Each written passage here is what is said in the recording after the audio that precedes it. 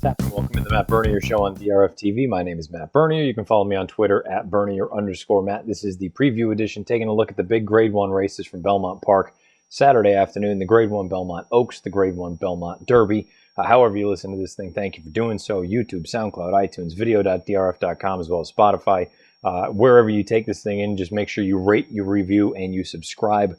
If you subscribe over on YouTube, make sure the bell icon is lit up so you get everything that DRF TV has to offer. This is going to be a very, very condensed version of the preview edition.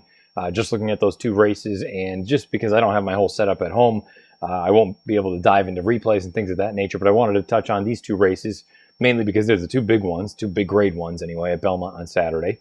And the two races that I won't be doing stakes previews for. So I figured I wanted to get my opinion out there. We're not doing an edition of Out of the Gate this week, so no better time than now to take a look at these two races.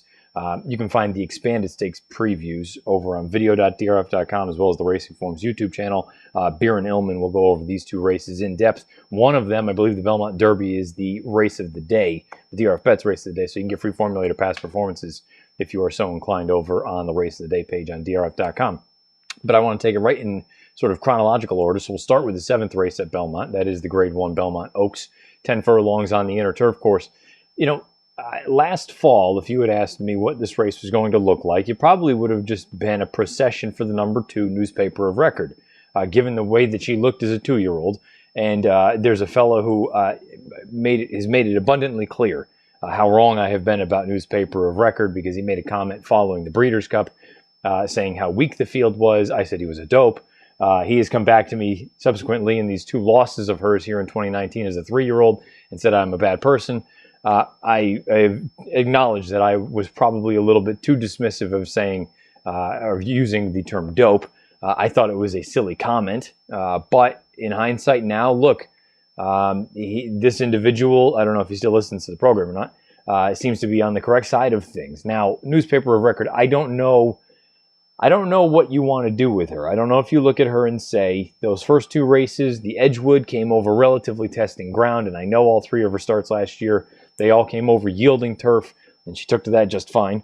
So why wouldn't she be able to handle good going? But keep in mind, it was her first start in about 6 months, so maybe you wanted to give her the benefit of the doubt. She set some testing fractions that day at Churchill in that Edgewood Stakes before fading and being, well, I shouldn't say fading, just being run over by Concrete Rose. We'll touch on here in a moment.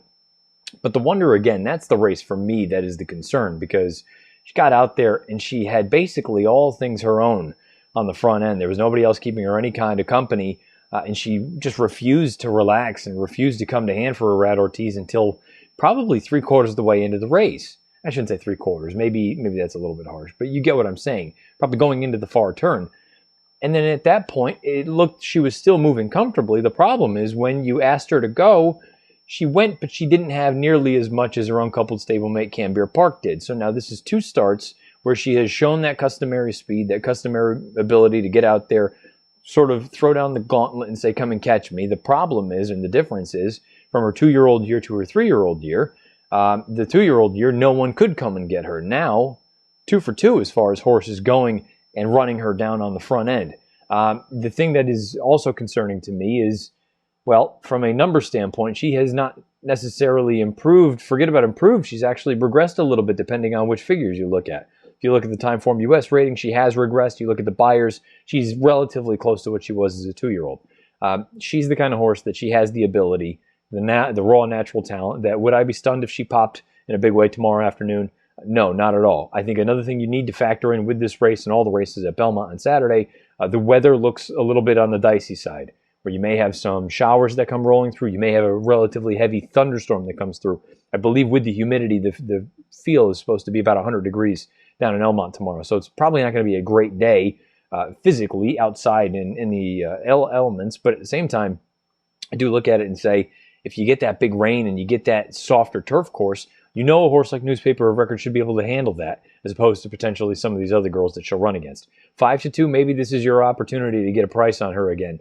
I don't know that, and I'm not going to necessarily give picks for these 2 races. I'm going to give you ideas, horses that I do like and don't like. Newspaper of Record is probably the most polarizing horse on the card tomorrow. She could go out and air, or she could be disappointing again and get run down late. Some of the other horses in here, mentioned Cambier Park. I like her quite a bit. I thought that run in the Wonder again, I love that she went and got newspaper of record. Now, you could potentially look at that the other way and say, well, who did she go and get? Because if newspaper of record has lost a gear, she doesn't have that fastball anymore, then what did she really run down? The Edgewood 2 starts back. She didn't really do a heck of a lot of running, but I wanted to give her the benefit of the doubt. First start off the bench. Now, keep in mind that was over some testing ground, so maybe she's a horse that prefers much firmer going, and if the weather does show up, maybe you downgrade Cambier Park. Totally up to you. You need to make that determination as a handicapper. I think the way that she ran, 1.25 miles should only be to her advantage, as opposed to some of these other girls. And you can say that about newspaper of record as well, that as the distances get longer, I don't know that it necessarily means that she's going to get better. Maybe she's just that crack miler, and that's what her game's going to be when it's all said and done.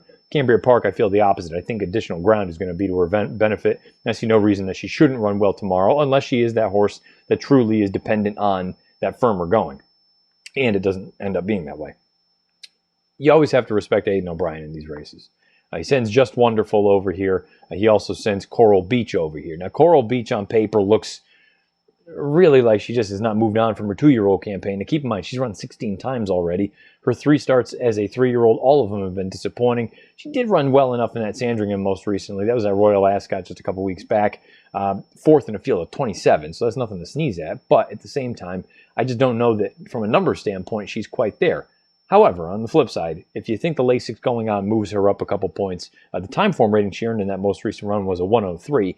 I have it set as a 107 as the number that I'm looking at as kind of the barometer. If you have not eclipsed that yet, I need to have reason to believe that you could possibly eclipse that here on Saturday. Maybe Lasix going on is what Coral Beach needs to get over the hump.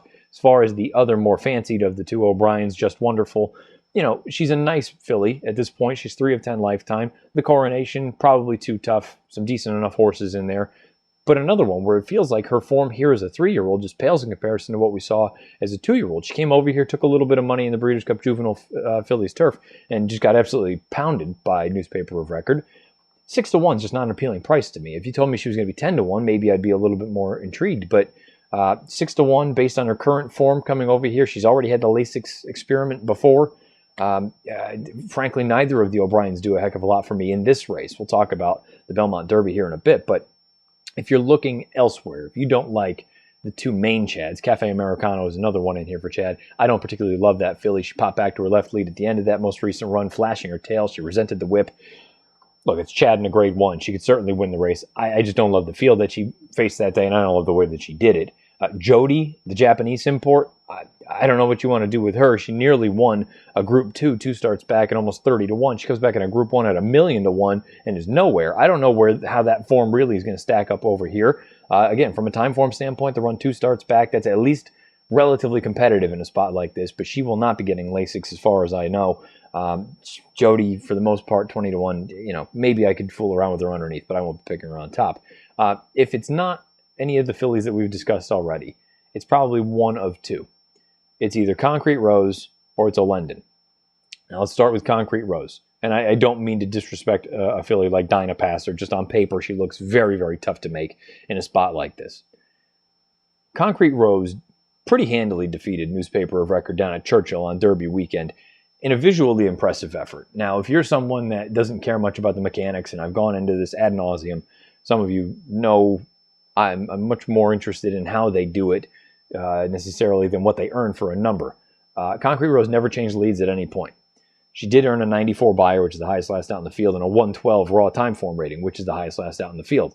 You take a look at that field that day, it's been a very productive race. You've had, I believe, 3 to 4 next out winners, with Beyers ranging anywhere between a 93 or a 90 and a low 80. So the form of that race is held up. But to me, when I look at it and say, you never change leads, you're facing better horses this time around, you're going a longer distance, those are things at 3-1 that I'm not enamored with. She could win this race, certainly, if she replicates that Edgewood. But I just look at the numbers and say, you know what? Could be potentially an instance where I can fade her and maybe take advantage of a horse that the distance isn't going to be a problem. The form is great right now, and I have a funny feeling she's here for a big reason, and that's the inside runner, Olendon. If I had to make a pick in here, it would be the number 1, Olendon. I thought that run over at Longchamp most recently, that was back at the end of May, was a really solid effort. The closer looks, basically for all the Belmont races, have been great, because you've got folks like Aragona, Beer, and Illman writing them, so you know you're going to get the best of the best quality. I know some people just sort of dismiss the closer looks. The closer looks, especially in New York, are exceptional. The run here from O'Lendon, you get John Velasquez aboard. I thought she ran really well in that St. Hilaire. Most recently, the filly that defeated her, she came back and she nearly won the French Oaks in her next start. So the form at least looks like it's held up. And the way that she moved, distance-wise, it's not going to be an issue. 1.25 miles is right in her wheelhouse. I have a funny feeling, too, when you look at her overall form. She's only run 6 times. But you look at her overall form, I think she might be a bit better on firmer going than she is on softer going. You take a look, the most recent run was good soft, 2 starts back, good soft, a second-place finish and a first-place finish. 3 starts back. I know she finished 4th in a field of 11. That was her first start in a long, long time. That was over firm going. You go back to her 2-year-old form. She broke her maiden over firm going. There's a part of me that thinks even if the rains come, we're not going to get a boggy turf course the way that they have it over in Europe. I think she's probably here for a little bit of firmer ground. Now, having said that, doesn't mean that she is incapable over softer going, but you get that firmer ground here. It's a grade 1. Distance isn't a problem, and you might be catching a little bit of a suspect field. I think O'Lendon at 9-2 is fair value. O'Lendon would be my air quotes pick in this spot. But no question about it. The storyline of the race is newspaper of record. Does she get back to her winning ways, or does she continue on this trend of showing speed and fading late in the stretch? We'll find out. This is the first of the 2 grade 1s. Let's move over to the second, the grade 1 Belmont Derby. Wrap things up a little bit quicker. The 9th race at Belmont, the grade 1 Belmont Derby on Saturday. It's a full field. There's some nice quality 3-year-olds in here. I have a difficult time making heads or tails of it. You can use so many different horses. So many different horses that you can build cases around. A horse like Moon Colony, winner most recently of a graded stakes race. This is what he wants to do. Second start off the bench. Nice connections for Cassie and Leperoux. No reason to think that he won't run well. Standard deviation for Chad. Got to the turf, really took to it. I had a note in Formulator. You can take card notes, trip notes, and horse notes. I made a horse note back last October following his run in the Breeders' Futurity, or leading into it, I should say. A high leg action, turf down the road, question mark. Well, finally, here we are. From a number standpoint, I suppose that Tail of the Cat fits. I thought he was a little bit up and down at the end. Seismic Wave. He's a horse that it just feels like he can't help but get going too late. The way that he finished in that Pennine Ridge, the way that he finished the American Turf 2 starts back, he's arguably got the best turn of foot in the entire field. The problem is if you're coming from dead last, you're going to have the pace in front of you that you need to really accentuate that late kick. Certainly a player in here, though. English B. I don't think he's without a chance in here. He has that versatility. He can lay a little bit closer to the pace if it's on the slower side. He can lay back if they decide to go an honest clip early and put in a big late bid. I like the way that he finished in that James W. Murphy at Pimlico on Preakness weekend. Sat that beautiful pocket trip down on the inside, eventually angled out 3-path turning for home, and just kicked on and was able to run down and loose on the lead horse. I think he fits in here at 30-1. Pluska Parfait, I don't know what you're going to get here on the grass for the first time, or the second time, I should say. He debuted here. But again, if the form of the Kentucky Derby transfers over to the turf, he certainly has a puncher's chance in this spot. I don't know that he's one that I'm enamored with or I love in a spot like this, but far be it me to sit here and say he's a no-hoper. Based on that Derby effort, if he can do that on the grass against better turf horses, sure, he's got a puncher's chance at 15-1. Henley's Joy, as the distance gets longer, I don't know if he gets necessarily better. I think he's an honest horse, but that's sort of the problem, is he was running these mid-80 runs as a 2-year-old. He's still doing it as a 3-year-old. He's probably one of the few in here that I'm a little bit on the more bearish side, saying, you know what, I'm going to stay away from him. If he wins, I'll tip my cap to the connections and say, good on you. But I'm not thrilled with a horse like Henley's Joy in here. Master Fencer, I didn't think his turf form in Japan was all that. Leading into the 2 Triple Crown races that he ran in, someone that I trust as far as numbers are concerned said, as far as Japanese racing is concerned, he's not that good. He's probably an 80 type, a buyer. Well, he comes over here and he runs 2 races that are solid enough in the Triple Crown, but we've made mention a number of times that it feels like this year's 3-year-olds at this point during the Triple Crown or post-Triple Crown, a little bit hit or miss. Maybe he takes to it, maybe he doesn't. To me, he's a name that's likely to get bet in here because of the races that he has run in. Therefore, I think he's going to be an underlay, and I'm probably not going to be using him. Social Paranoia, another one. I don't know that he gets better as the distance gets longer. I love the versatility that he has, though, especially in a race like this where it feels like there are some horses that have some speed, but I don't know how many burners there are. And Social Paranoia could potentially and theoretically get first jump on those deep closers, the sort of, I don't want to say better horses, but horses that maybe are going to be more fancied. Social Paranoia, I don't think is totally out of the shot of this thing at 8-1. Cape of Good Hope and Blenheim Palace. I think we need to talk about them sort of in conjunction, both of the O'Brien runners. I liked the effort from Cape of Good Hope in the most recent run. 2 starts back in the French Jockey Club. It was a situation where, he stayed on nicely at the end. It was not a spectacular effort by any stretch of the imagination, but it was solid enough in a race like that over here, I think, puts him in good order. The concern is, this is going to be his third race in about a month and change, about 5 weeks. At what point does that take its toll? He's getting Lasix on, perhaps that moves him up. You have heard through a number of outlets how Aidan O'Brien's numbers in the United States or North America over the past handful of years, outside of Breeders' Cup competition, not very good, usually because he sends over the C string. This happens to be the younger full brother to Highland Reel. We know what Highland Reel is capable of on his best day. Cape of Good Hope, maybe he turns into Highland Reel all over again. Maybe he doesn't. Who knows? It's probably too early to tell. But I would seriously be considering a horse like this, especially because I look at Blenheim Palace, and I think he's in here strictly to be a pacemaker. Blinkers go on, first-time Lasix. Over in Europe, he has shown the ability to lay close to the pace, but he hasn't been sort of an outright gunner. I think that's going to be the instance here this time around. Keep in mind also, this rider came over here and rode Hunting Horn, I believe it was, who opened up by 1 million lengths a few months back, or a few weeks back, I should say, and nearly stole away a graded stakes race over here. I think you're going to get something similar to that this time around, especially with the 2 Pletcher horses that have a little bit of early speed, Spinoff and Social Paranoia. I think Blenheim Palace's job is to go, ensure that there's pace for his uncoupled stablemate, Cape of Good Hope, to have a big puncher's chance to win this thing. Mentioned Spinoff. I still don't know that Added Ground is his friend. I understand he ran well enough in the Belmont. I'd like to see, who knows, maybe he'll take to the turf. Maybe this is all going to work out for him fine and dandy. I eventually want to see like a one-turn sort of turn back on the main track for him. I wouldn't mind the H. Allen Jerkins if the connections ended up choosing to do that sort of thing.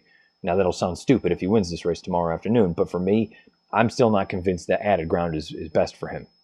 Now we get into a couple of or 3 of them anyway, 3 of the more fancied horses in here, and shockingly enough, they're all trained by Chad Brown. DeMarchelier, Digital Age, Rock Emperor.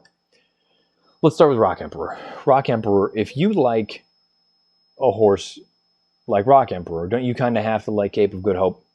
Rock Emperor is going to end up taking money because it's first-time Chad. Johnny V's got them out. First-time Lasix, second off the bench, X, Y, and Z. I thought it was pretty clear that Cape of Good Hope was just a better effort in the French Derby than Rock Emperor.